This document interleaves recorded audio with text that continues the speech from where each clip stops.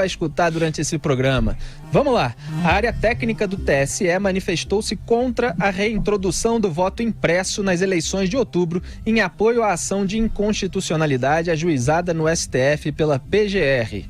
A chefe da assessoria jurídica do TSE, Lilian de Moura Andrade, e o secretário de Tecnologia da Informação do Tribunal, Giuseppe Janino, afirmaram que a regra da nova lei, aspas, caracteriza inegável retrocesso no processo de apuração das eleições, capaz de restabelecer episódios que contaminaram as eleições brasileiras até a introdução da urna eletrônica, fecha aspas. Andrade e Janino acrescentam que a volta do voto impresso traduz potencial violação ao princípio da eficiência da administração, e aí citam o artigo 37 da Constituição, além de colocar em risco o segredo do voto, artigo 14 da Constituição, sem aparente utilidade concreta para a segurança, transparência e normalidade das eleições.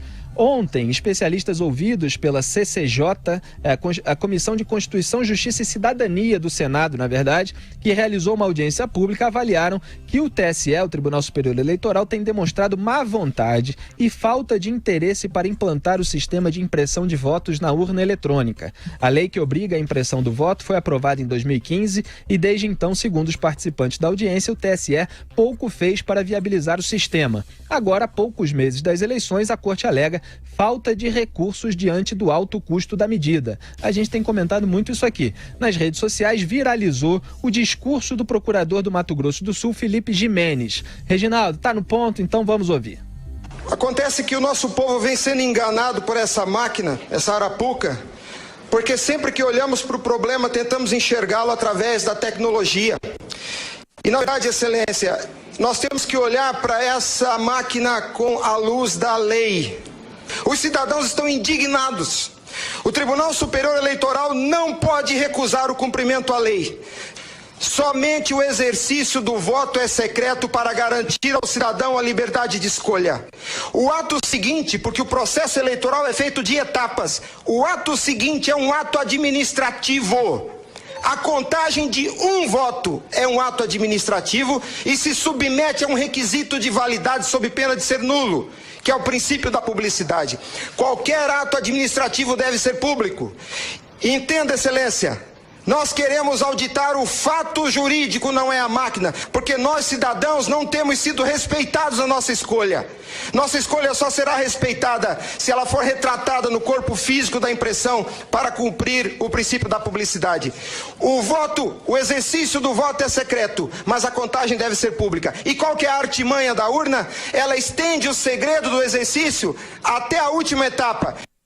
Tá aí o discurso contundente do procurador Felipe Jimenez. Augusto Nunes, a gente comentou várias vezes aqui que o Gilmar Mendes não queria implementar o voto, as impressoras, né, para ter a impressão dos votos, alegando que era muito caro, mais de 2 bilhões de reais. A equipe do jurista Modesto Carvalhosa fez vários questionamentos ao TSE, dizendo que as impressoras custavam muito mais barato do que essa estimativa feita pelo Gilmar. E tá aí o procurador dando esse discurso de que o voto é secreto, mas a contagem, a apuração deve ser pública. Essa frase é muito forte. Muito forte. Muito boa. Exato. Muito boa, muito bem definido o negócio. Pô, o voto continua secreto. Não tem esse negócio, não. Agora vai surgir a fraude com a possibilidade de se contar o voto, conferir a contagem. Eu acho que o Gilmar Mendes, sobretudo, e outros que passaram pelo Tribunal Superior Eleitoral, eles estão criando dificuldades. Olha, só aumenta a minha suspeita. Eu não tenho nenhuma inclinação para a teoria da conspiratória, né? Teoria conspiratória, mas está estranho isso aí. Por que eles não querem dar a nós a possibilidade de recontagem quando necessário? Qual é o problema? Qual é o problema, José Maria Trindade? Ele está defendendo aí que a apuração seja pública. Você disse aqui que você acompanhou. Quem é que pode acompanhar a apuração, Zé? E o quanto ela realmente é visível ali a olho nu? Olha, Felipe e Augusto, essa desconfiança da máquina de votar, da urna eletrônica, ela não é recente, né? Não. Sempre existiu. E eu conheço casos assim meio estranhos assim, de prefeituras do interior que de repente falaram, cadê os votos? Mas também existiram ações assim durante o voto impresso. Veja bem, Felipe, como é que é o processo? As urnas eletrônicas, elas não elas não são ligadas a nada. Em nenhum momento ela é ligada a nenhum terminal, a nada. Então é por isso que garante que ela não, durante o processo, possa ser enxertado dados nela. Os partidos políticos, eles acompanham todo o processo com seus técnicos. Todos os partidos políticos têm licença para isso, há auditoria e durante todo o processo é acompanhado e todas as urnas são colocadas, quando acontece a distribuição, todas as urnas são colocadas no galpão e ali os partidos impugnam várias urnas aleatoriamente por amostragem e as urnas são desmontadas, conferidas por técnicos e nunca na história do TSE houve qualquer possibilidade, houve qualquer sinal de que as urnas estariam indo para o local de votação de forma enxertada, como se diz aqui. Agora, no final, se a urna for desmontada, ou qualquer tentativa, ela simplesmente zera. E no início da votação se imprime a 0ª, é uma comprovação de que não tem nada na memória.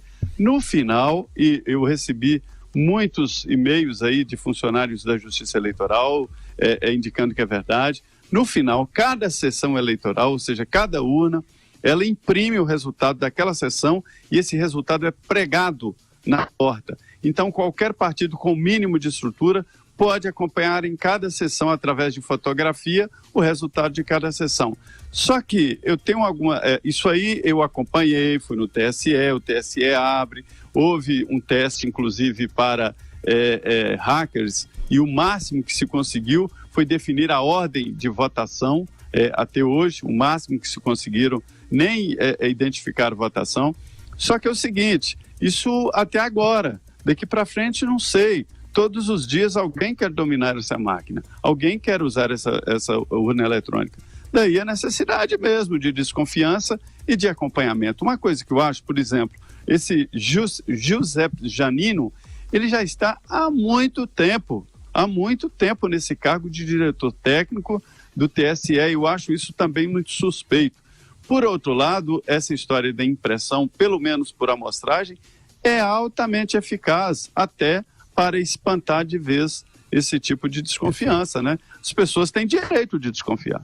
Pois é, a área técnica do TSE naturalmente está adotando o discurso do Gilmar Mendes, né, Augusto Nunes? Claro. Está defendendo ali o corporativismo da corte. Claro, essa urna eletrônica é adotada no Brasil e onde mais, né? Parece que são 2, 3 países. Eu nem me lembro agora. Você sabe, né? Vários países. Sim, não, são 3 países, nos Estados Unidos em alguns lugares, porque lá existe uma liberdade de cada condado, de cada município, votar como quiser, até por aclamação, se for o caso, né? Eu acho estranho, então, alguns sim. O que eu acho estranho é o seguinte, se ela permite uma apuração rápida, veloz, e se ela é tudo o que o pessoal da Justiça Eleitoral diz, por que os outros países não adotaram? Pois é. Por quê? Tem até um professor aqui de Ciência da Computação da Universidade de Brasília, a UNB, aquela mesma universidade que dá o curso do golpe de 2016, mas tem gente boa lá também, como esse Pedro Dourado de Resende. Vamos registrar aqui. Na audiência pública lá do Senado ontem, o site do Senado aqui está mostrando uma declaração dele. Ele diz: dizer que seriam necessários 2 bilhões de reais para habilitar o voto impresso é um reflexo da má vontade do tribunal, que encontrou forma de inviabilizar o cumprimento da lei, alegando falta de orçamento. E para ele não custaria tanto dar ao eleitor a garantia da lisura do processo. Claro. É isso que os eleitores estão buscando e é isso que foi muito bem representado ali no discurso contundente do procurador Felipe Gimenez, que está viralizando nas redes sociais, no Facebook, cada um compartilha lá, tem mais de 100 mil visualizações, porque o povo realmente tem uma desconfiança. Porque não é muito claro como acontece essa apuração e não há a liberdade de recontagem de votos. E veja bem, Felipe, é bom, vamos aperfeiçoar o sistema. Não seja bom, vamos aperfeiçoar. Por que não? Agora vem esse tipo de obstáculos que eles se colocam, esses funcionários, diretores de órgãos ligados à justiça eleitoral. Nenhuma desculpa deles me pareceu convincente. Exatamente. A desculpa financeira não é convincente, ela foi confrontada com fatos, com orçamentos feitos ali pela equipe do jurista e por esse pessoal que participou da audiência pública ontem, então é melhor encontrar alegações melhores, porque senão dá mais desconfiança ainda. Gera mais desconfiança ainda. Felipe, a última cartada lá do TSE será ir ao Supremo contra essa possibilidade de impressão. Exato.